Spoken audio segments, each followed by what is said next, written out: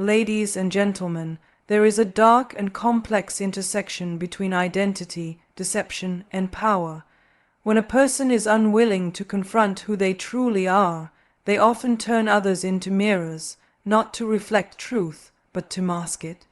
And if that person is a narcissist, you may find yourself caught in a performance that was never about you. It was about hiding them. When a narcissist uses a relationship as a smoke screen, they are not entering it with the intent of forming a genuine, emotionally reciprocal bond. Instead, they are selecting a partner strategically, someone who can be displayed, talked about, and paraded to others as evidence of a conventional, socially accepted identity. This is not love, it is camouflage. The partner becomes a human shield behind which the narcissist hides the parts of themselves they cannot or will not face. This use of a relationship to project an image is particularly insidious when the narcissist is repressing or hiding their homosexuality. The choice of a romantic partner becomes part of a larger theater production. Every public display of affection, every social media post, every family gathering is a carefully choreographed performance meant to signal normally to the outside world. The partner is not seen as an individual with needs, dreams, or feelings. They are seen as a tool, a convincing element in a lie that must be maintained at all costs. The narcissist's charm in the early stages of the relationship can be disarming. They may come across as deeply attentive, even idealizing, but this is not born from emotional depth. It's part of the script. They're building credibility, crafting a believable mask. As time goes on, subtle cracks begin to appear. Emotional intimacy is shallow, connection feels performative, and sexual chemistry may be inconsistent or entirely absent. When questioned, the narcissist will deflect, redirect, or accuse the partner of being overly sensitive, needy, or even mentally unstable. Anything to avoid confronting the real issue that the relationship is a cover, not a connection. What makes this dynamic even more complex is the narcissist's skill at reading social expectations. They know what people want to see, what their families expect, what the culture around them rewards.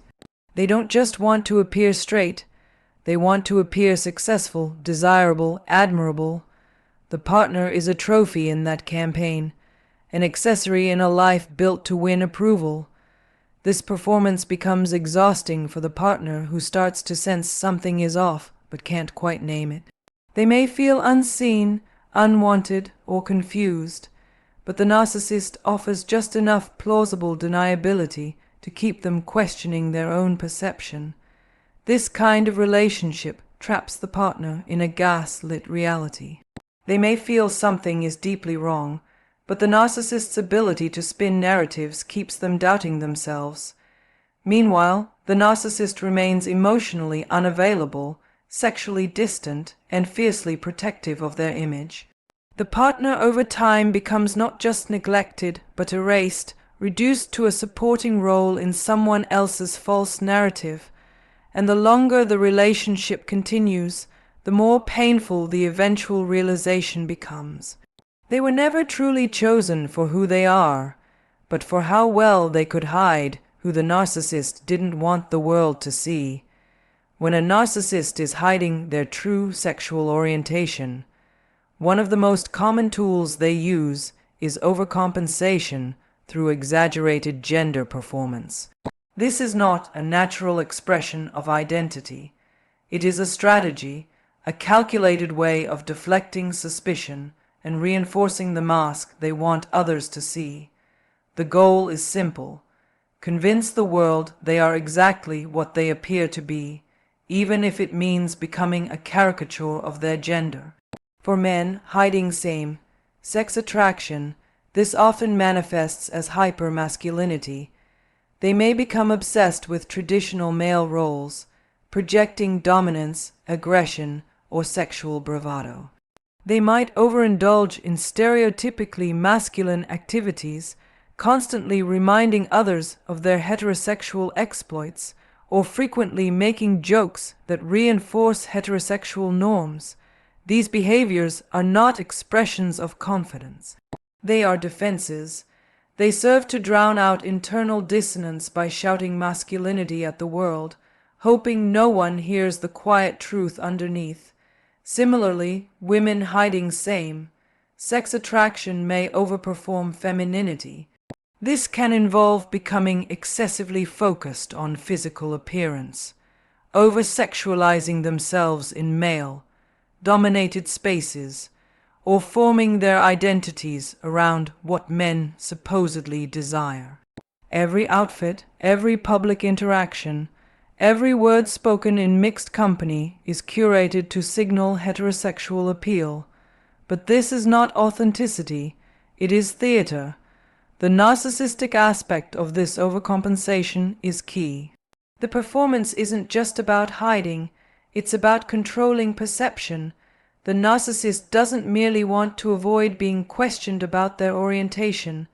They want to dominate the conversation, to be admired for their attractiveness, their desirability, their normality. They want to be seen as the ideal man or woman according to traditional heteronormative standards. That's why these displays often feel exaggerated or forced. They're not just trying to fit in, they're trying to overachieve at fitting in. Behind closed doors, though, the cracks start to show. Despite their loud displays of stereotypical gender roles, these individuals often struggle with emotional intimacy, especially in relationships to the opposite sex.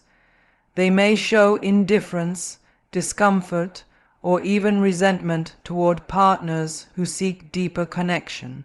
They may avoid vulnerability, fearing that getting too close will reveal what they've worked so hard to conceal. The relationship feels hollow, mechanical, more like a role being played than a life being shared. This kind of overcompensation also creates a hostile environment for the partner. They may feel alienated, constantly compared to unrealistic ideals, or dismissed when their needs don't align with the narcissist's carefully crafted image. Any attempt to discuss emotional or sexual dissatisfaction is met with defensiveness, derision, or blame. The partner begins to doubt their worth, wondering why intimacy feels so strained, when in truth, they are caught in the crossfire of someone else's internal war. In the end, the narcissist's exaggerated gender performance is not about expression. It's about evasion. It's a shield polished in practice, designed not only to deceive others, but to silence the questions they are too afraid to ask themselves. Emotional detachment is a defining feature in relationships where a narcissist is hiding their true sexual orientation.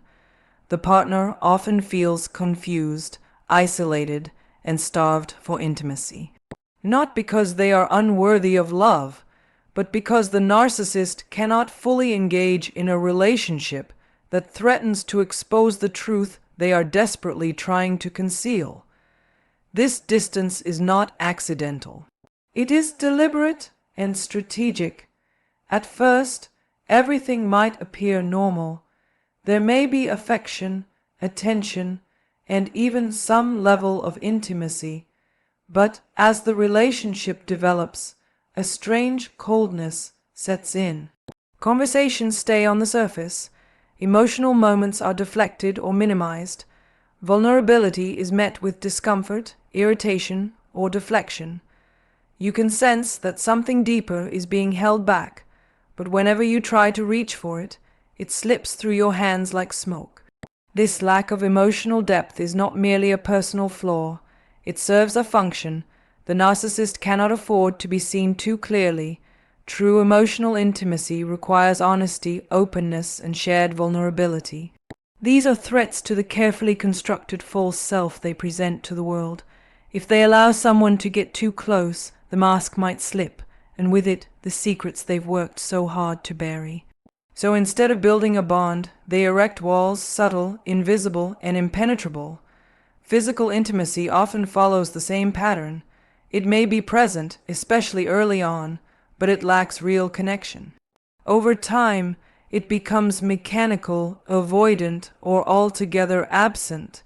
Sex, when it happens, can feel performative, more like a ritual to maintain appearances than a shared act of closeness.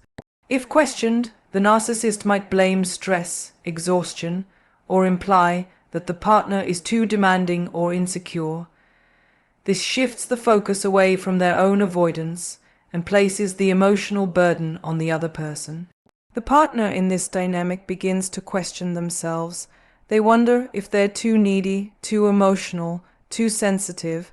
They may begin to doubt their own perceptions, but the reality is that they are trying to connect with someone who has no intention of being truly known. The narcissist is not interested in sharing their inner world.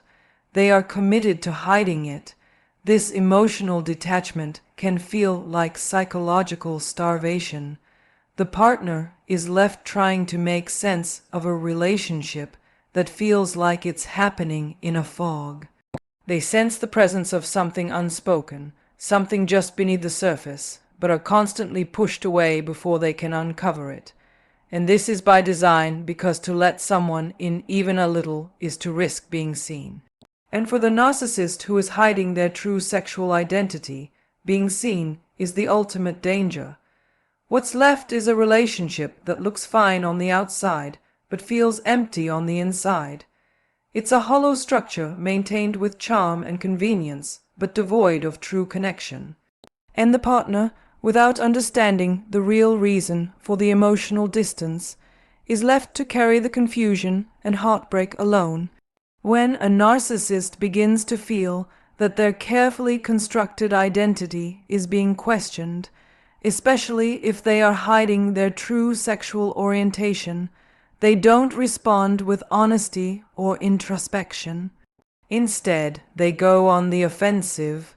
One of the most effective tools in their arsenal is the manipulation of shame and guilt.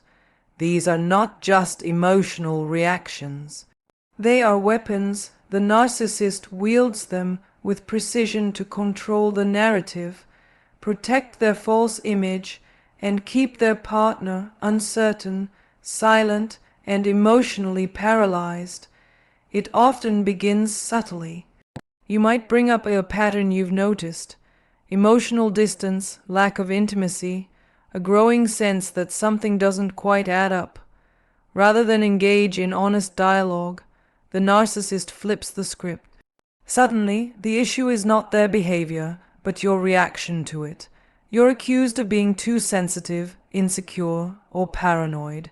You start to feel that maybe you're imagining things, overanalyzing, or projecting your own fears. This is not miscommunication. It is calculated confusion. Guilt becomes a powerful tool in this dynamic. The narcissist frames themselves as the victim, someone under pressure, misunderstood or exhausted by your constant questioning. Now, they may suggest that you're never satisfied, that you're pushing them away, or that you're sabotaging a perfectly good relationship. The goal is to make you feel responsible for the emotional disconnection they are actually causing. This shift keeps you on the defensive, constantly trying to fix a problem that isn't yours to fix.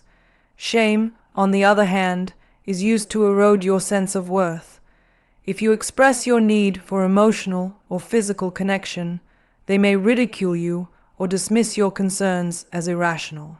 If you question inconsistencies in their stories, strange interactions with same-sex friends, or unexplained behaviors, they may respond with contempt or mockery. The message is clear: you're flawed for even asking. And because you care, because you want to believe in the relationship, you begin to internalize this shame. You start to doubt not just your suspicions, but your value. In these moments, the narcissist is not simply avoiding the truth. They are actively reshaping your reality. By using guilt, they pull you into a role where you're constantly apologizing. By using shame, they keep you small, quiet, and off balance. This manipulation is not accidental. It is designed to preserve their secret by ensuring you never feel strong enough to confront it directly. Over time, this dynamic erodes your confidence and sense of self. You find yourself walking on eggshells, afraid to speak up, unsure of what's real. But what's really happening is this: you're being emotionally punished for sensing the truth. The narcissist cannot afford to let you see behind the mask, so they keep you distracted with self-doubt. And while they maintain the illusion of the relationship, you are slowly disappearing inside it, conditioned to carry their fear, absorb their shame, and protect a lie that was never yours to hold. One of the most telling and confusing dynamics in a relationship with a narcissist, hiding their true sexual orientation, is the presence of unusually intense same-sex friendships.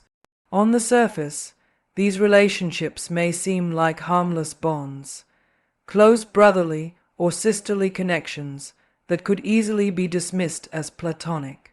But when viewed in the context of emotional neglect within the romantic relationship, they begin to stand out as emotionally charged, sometimes even romantic in nature, despite the lack of acknowledgement or open admission.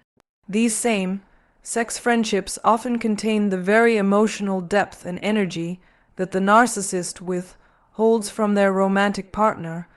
They are full of private jokes, constant communication, shared experiences, and an unmistakable emotional intimacy. The partner may notice how lit up the narcissist becomes in these interactions, more engaged, more alive, more emotionally expressive compared to the flatness or detachment they display in the relationship at home. It feels like watching them give their heart away, just not to you. When questioned, the narcissist will usually downplay these relationships. They might scoff at your concerns and say, "We're just close," or accuse you of being jealous or controlling. These dismissals serve two purposes. They invalidate your instincts and protect the narcissist's secret. They know something is being hidden in plain sight, and they rely on your hesitation to seem judgmental or insecure to keep you silent. The emotional loyalty the narcissist invests in these same-sex connections often borders on obsession. They may prioritize their friends' opinions above yours, drop everything to spend time with them, or show an unusual sensitivity to their friends' needs and emotions while appearing cold or distant toward you. It's not just a friendship. It's a deep emotional attachment that competes with and often replaces the romantic bond they are supposed to share with you.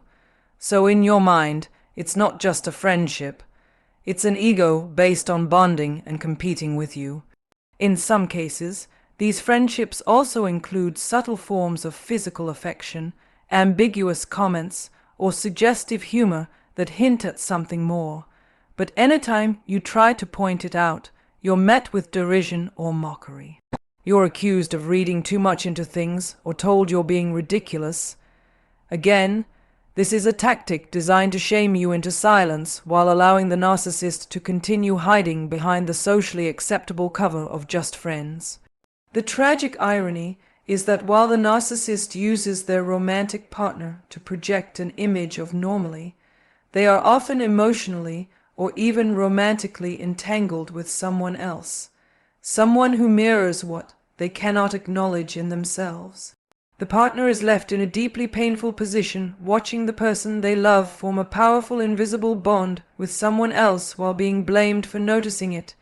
These same-sex friendships are not accidental. They are emotional safe zones where the narcissist can connect more authentically without having to label or confront what that connection truly means. And for the partner, they represent a cruel twist. The relationship they hope to build is quietly happening elsewhere behind a mask of friendship, while they are left confused, isolated, and emotionally starved. For a narcissist, hiding their true sexual orientation, constructing a picture-perfect life isn't just a goal. It's a defense mechanism. Everything they do is about building and maintaining a narrative that serves one purpose: to avoid being seen for who they truly are. This grand narrative often includes a carefully chosen partner, a stable career, possibly children, and a social image that screams success, normally, and alignment with cultural expectation. It's not about living honestly. It's about performing convincingly. This narrative is often meticulously curated. The narcissist is deeply aware of how things appear from the outside. They may be highly active on social media, constantly posting pictures of vacations, date nights, family events, or professional milestones. These images aren't shared to connect, they're shared to persuade. Each one is a brick in the wall that protects their hidden identity. The message they want to send is clear: look at me, I'm living the dream. I am exactly who you think I am. But beneath the surface of this idealized life lies a deep emptiness. The partner cast in the role of the supportive spouse or doing significant other may begin to feel more like a co-star in someone else's carefully written script. Everything seems staged, from the public displays of affection to the exaggerated praise of the relationship in front of others. There's a constant pressure to play along, to smile for the camera, to post the right things, say the right words, and keep the illusion intact.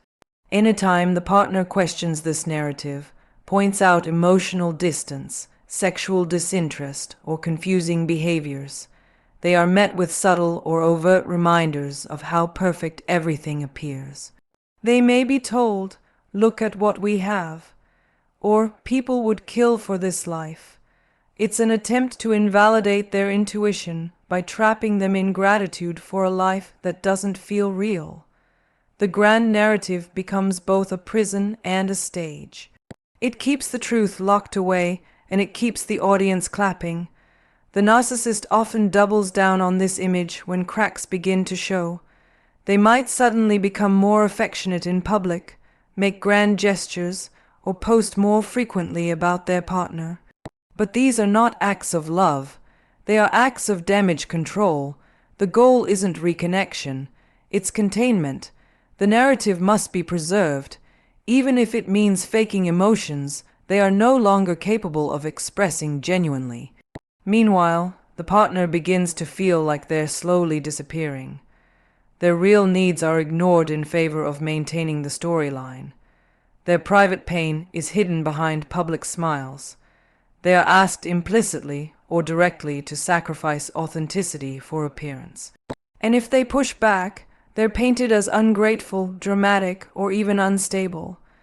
Because in the narcissist's world, nothing matters more than keeping the illusion alive, even if it means burying the truth and the people closest to them beneath a flawless lie. You didn't fail to be loved. You were used to maintain a fiction, and that fiction was crafted by someone who feared the cost of authenticity more than the consequences of betrayal. Understand this, and you take back your power not just from them, but from the lie they made you live.